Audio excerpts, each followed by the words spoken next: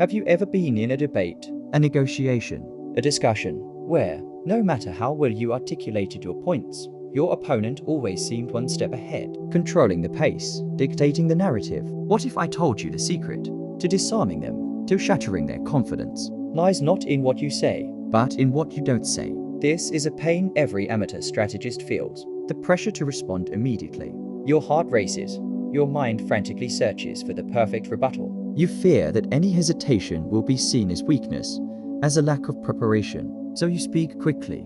You stumble over your words. You deliver mediocre answers just to fill the void. And in doing so, you surrender control. You are playing their game at their pace. You become a reactor, not an actor. And in any conflict, whoever reacts loses. In this video, I'm going to teach you how to turn this supposed weakness into your most lethal weapon. You will learn to wield calculated silence not as a shield, but as a spear. I will show you how strategic pauses can destroy your opponent's confidence, force them to make mistakes, and establish you as the figure of power and authority in the room. Before you even utter a single syllable of your defense, Machiavelli taught that a prince must be a master of both action and inaction. The powerful figures of history weren't those who spoke the loudest, but those whose silence carried the most weight. Stay until the end to learn how to master this dark and subtle art of power. The cost of not mastering silence is immense. You don't just lose the argument, you lose credibility. By rushing, you appear desperate. Your ideas, even brilliant ones, seem less valuable because they are delivered reactively. Over time, people learn that you can be hurried, intimidated, controlled. They learn that all it takes is a little pressure, and you will break. You become predictable, and in the world of strategy, predictability is death. Why are we so afraid of silence? It's a deep trigger for social anxiety. In a normal conversation, the rhythm is predictable. One person speaks, the other responds. An unexpected pause breaks this rule. It creates a vacuum, and the human mind, especially the mind of someone seeking to dominate, hates a vacuum. Silence is interpreted as judgment, disapproval, or worse, the prelude to a devastating rebuttal. It is this discomfort, this anxiety that you will learn to create and manipulate.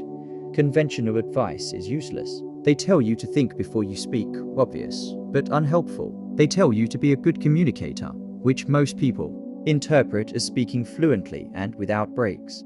This is a mistake. The Machiavellian approach understands that communication isn't just about transmitting information. It's about controlling the emotional environment of the interaction. The solution isn't to speak better. It's to master the space between the words. So, how do we turn this uncomfortable vacuum into a battlefield in our favor? How do we make silence our most eloquent weapon? We begin by understanding a fundamental principle of power. The core principle is this: silence is not the absence of a reply. It is a reply in itself. It is an active move on the conversational chessboard. While your opponent uses words to attack, you use silence to build a fortress from which you can observe, analyze, and most importantly, force the enemy to reveal their positions before you move a single piece. Think of the most effective diplomats and statesmen in history. They were known for their economy of words. Their power resided not in fiery speeches, but in the deliberate calm with which they listened and responded. They forced the world to wait for their word, and in that waiting, their power grew. They knew that he who speaks first and fastest often reveals the most and controls the least. In today's hyperactive world, deliberate silence has become a superpower. It cuts through the noise. It commands attention in a way that no shout ever could. It positions you not as another voice in the cacophony, but as the conductor who observes the orchestra before giving the command. Imagine an opponent in a meeting attacks you. Your plan is too risky and will blow the budget. The amateur's response is to immediately defend. No, it won't. We've thought of everything. The strategist's response: he maintains eye contact, lets the accusation hang in the air, making it uncomfortable for the one who made it. And only then does he reply. Who do you think appears more powerful? If you are already beginning to see how this simple shift can alter the entire dynamic of a conversation, make sure you are subscribed, because the practical weapons we are about to cover will turn this principle into an unbreakable habit. The first weapon in your silent arsenal is the power pause.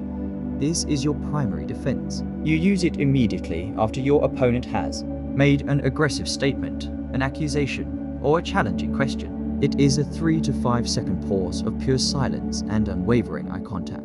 Psychologically, this is devastating to the opponent. He expects an immediate reaction. By giving him nothing, you break his script. Your silence communicates. Your attempt to destabilize me has failed. The pressure he tried to put on you boomerangs back onto him. He begins to doubt the strength of his own attack. The execution is simple, but requires iron discipline. Your opponent finishes his attack. You breathe calmly, maintaining direct, firm eye contact. You remain in complete and absolute silence for 3, 4, maybe 5 seconds. The opponent, now uncomfortable, will often start talking again to fill the void. He exposes himself. This is the self-exposure trap. Let him do it. Only then do you reply, briefly and precisely. The trap is your own anxiety. You must train yourself to withstand the discomfort. Do not look away. Do not fidget. You are a granite statue, unmoved by the wind. The second weapon is offensive. It is the Inquisitorial Pause. You use it after you ask a pointed question. Your goal here is to use silence to extract more than the opponent intended to reveal. When you ask a direct question and then fall silent, you create a vacuum the opponent feels compelled to fill. It's in the improvisation that lies become inconsistent and true motivations come to light.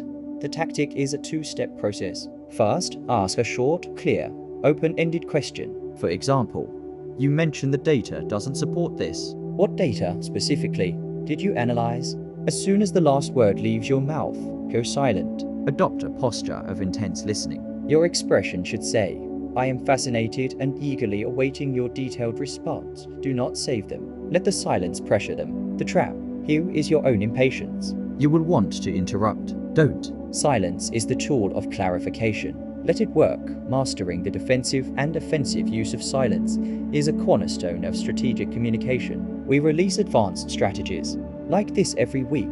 So if you're serious about building your mental arsenal, hit that subscribe button now.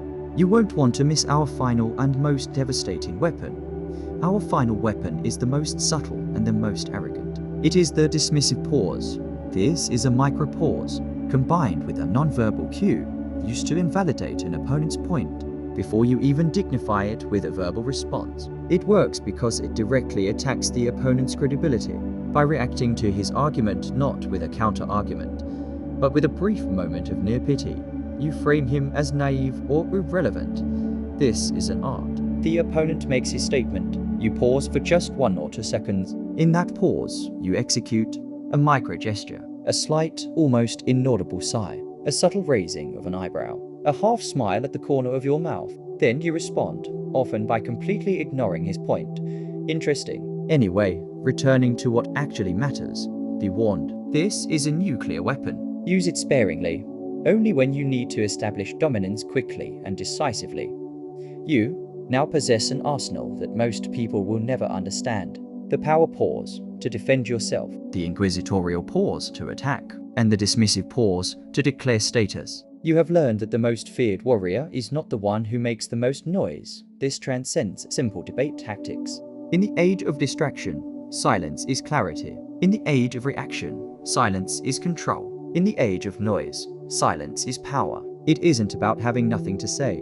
It's about understanding that at the right moment, silence says everything. It says you are calm under pressure. It says you are thoughtful. And most importantly, it says you are in command. Your mission, starting today, is to become aware of the rhythm of your conversations. In your next meeting, identify a single opportunity to use the power pause. Just one. Feel the discomfort yours and your opponents. Observe how the dynamic shifts in that instant. That is your training ground. Now, the floor is yours. In the comments, tell me, in what situation do you feel most pressure to answer quickly? And how could the power pause turn the tables in that scenario? Let's discuss tactics. If you're ready to master the subtle arts of power, ensure you are subscribed and watch our video on the Machiavellian art of using criticism to destroy your opponents. Remember, while everyone is focused on what to say, the strategist is focused on when to say nothing at all.